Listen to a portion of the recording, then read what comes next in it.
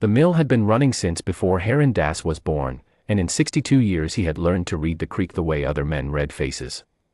Tonight the water was low and quick, carrying the first chill of autumn, and the wheel was turning just fast enough to keep the stones murmuring. He was sweeping the floor of the grinding room when he heard the cart. It came in slowly, one wheel dragging, the kind of sound a man learns to wince at. He set the broom against the doorframe and stepped outside. The cart had pulled into his yard and stopped. The horse stood with its head low, tired past argument. And on the seat, holding the reins with both hands as though she had been holding on a long time, was an orc woman. She was broad-shouldered and road-worn, her leather traveling coat gray with dust, her dark braids pinned back under a plain cloth wrap. She looked at him across the yard the way a person looks who has already been turned away from several doors and is measuring whether this one will be the same. Heron looked at the dragging wheel. Then he looked back at her. "That axle," he said. "The left rear," she said.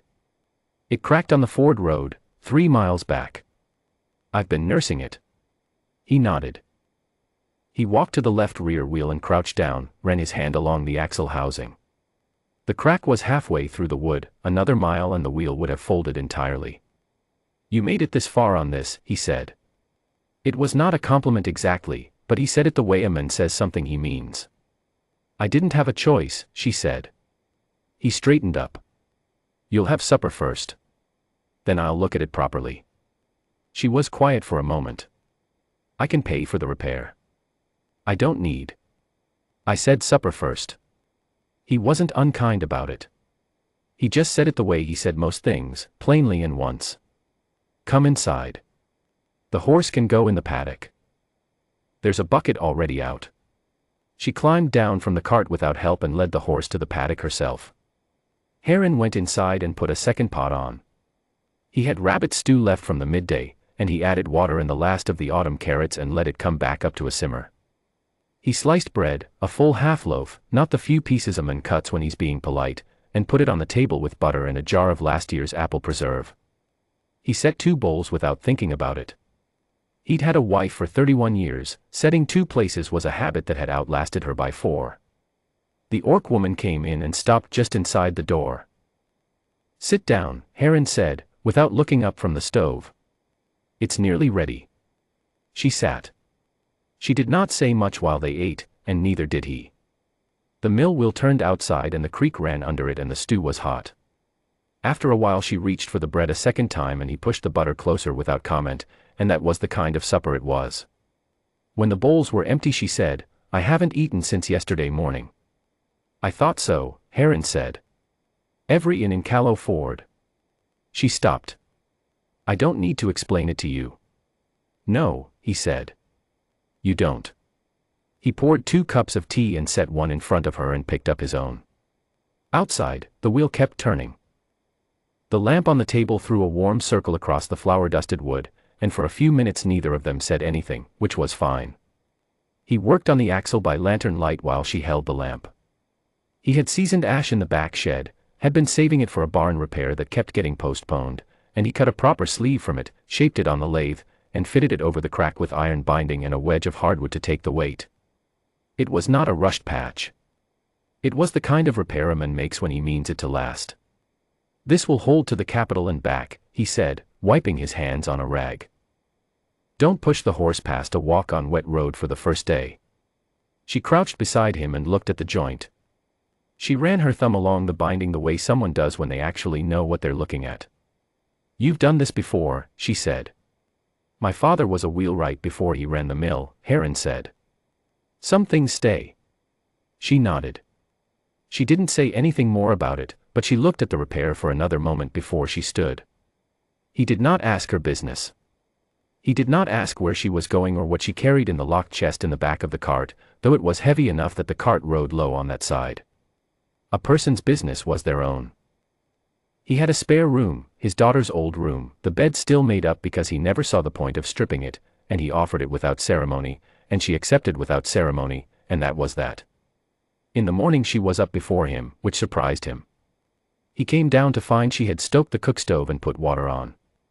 She had not made breakfast, had stopped short of that, as though she wasn't sure of the line, but the water was hot, and she'd found the tea herself. He made eggs and more bread. She ate again with the same quiet focus as the night before, the focus of someone whose body was still making up arrears. When she brought the cup back to the stove, she said, "What do I owe you?" "For the meal." "The repair." "The room." Heron looked at her over his own cup. He'd been thinking about this. The ashwood was worth something. The labor was worth something. He had a business to run and he was not a rich man. "The flour mill is my living," he said. "The repair, that would cost me, and the time. So for the repair, 2 coppers, which is less than it's worth, but the wood was sitting in my shed either way." He paused. "For the rest?" "Nothing." She looked at him steadily.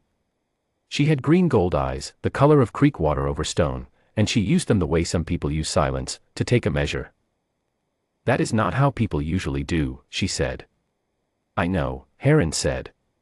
"Are you going to argue with me about it?" The corner of her mouth moved. Not quite a smile, more like a smile's advance scout. "No," she said. He went out to the paddock to look at her horse while she loaded the cart. Before she climbed up to the seat, she reached into the back and brought out a small folded paper, the kind used for official correspondence, with a cord but no seal showing. She held it out to him. "In case you need anything confirmed," she said. "About the repair?" "About the quality of your mill's work." I look at grain, among other things. Would I put my name to carry some weight in certain quarters?" He took the paper. He didn't open it. "I'll keep it," he said. "Safe travels." She gathered the reins. "Thank you, Miller," she said. And she drove out of the yard with the left rear wheel rolling steady as a coin on a flat table. He stood in the yard after she'd gone and looked at the paper in his hand. Then he folded it back the way it had been and put it in his breast pocket and went inside to start the day's grinding. 3 days later, a rider appeared at the mill gate. He was dressed in formal traveling livery, deep green with a border of interlocked geometrics that Heron did not recognize, and he was riding a horse considerably finer than anything that usually came to Callow Ford. Behind him were 2 more riders carrying an oilskin-wrapped parcel between them.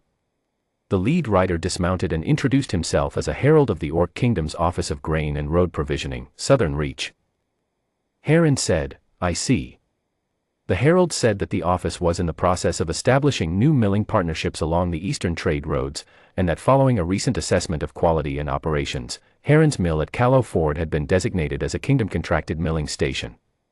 The contract in the oilskin parcel specified volume, pricing, and terms. The initial order was large enough that when the herald named it, Heron made him repeat the number. It was the largest single order ever placed with his mill. It was more than he had milled in any single season in 20 years. "There must be some error," Heron said. "No error," the herald said pleasantly. The assessment was thorough. He handed over the oilskin parcel, gave a small formal bow, and rode back out of the yard with his 2 companions behind him. Heron stood in the mill yard with the parcel in both hands for a long time. The creek ran. The wheel turned. A jackdaw landed on the fence post and looked at him. He went inside and opened the parcel. The contract was real, stamped, sealed, written in both the common script and the Orc trading script, with a translation attached in a neat hand. At the bottom of the cover letter, beneath the official seal, someone had added 4 words in plain ink, in no official hand at all. "Your repair still holds." He read the 4 words twice. Then he sat down at the table where she had eaten his stew, and he laughed, quietly, the way a man laughs when something has surprised him so thoroughly that there is nothing else to do, and he laughed for a good while before he picked up the papers again and began to read the terms. He wrote to his daughter that evening. Told her about the contract, told her the volume, told her he was going to need to hire on for the winter. She wrote back in 4 days, astonished and asking what on earth had happened, and he wrote back that a traveler had come through with a broken axle and he'd fed her supper. He spent 2 weeks getting the mill ready, cleared and cleaned the second set of stones he hadn't run in years, pulled them true, replaced the leather on the sluice gate, repaired the grain loft floor where a board had been soft since spring. The work was good. It was the kind of work a man does with purpose, and purpose is not a small thing. He had just about finished the loft floor when he heard a cart in the yard. He knew the sound of it. One particular horse, and the particular rhythm of a well-loaded cart with all 4 wheels running true. He set down the hammer and went to the loft door and looked down. She had pulled up to the yard gate and climbed down and was looking up at the mill the way she had looked at the axle repair, the way a person looks at something they want to understand. He came down the ladder and walked out into the yard. "Tithe keeper," he said. "Miller," she said. And then, because they were both plain people who said things once, "I'm not here on kingdom business." He looked at her. She was still road-worn. She seemed to him the kind of person who was often on the road, but she was not hollow-eyed with hunger the way she had been, and she stood a little easier. "Are you hungry?" he said. "I ate at the last town," she said. "But then, I could manage tea." He went inside and put the kettle on. She came in and sat at the same place she had sat before, across from the lamp, and he set 2 cups on the table the way he always did, out of a habit that had outlasted his wife and now, he suspected, was going to outlast quite a few other things as well. The mill wheel turned. The creek ran cold and quick in the early October dusk. Outside, the hills above Callow Ford were going amber and rust, and the season was turning, and the mill was full of good work and the smell of flour and the sound of water, and 2 people who had started with a cracked axle and a bowl of stew were sitting at his table again with no particular agenda and nowhere else they needed to be. By the time the tea was gone, neither of them was in any hurry to leave.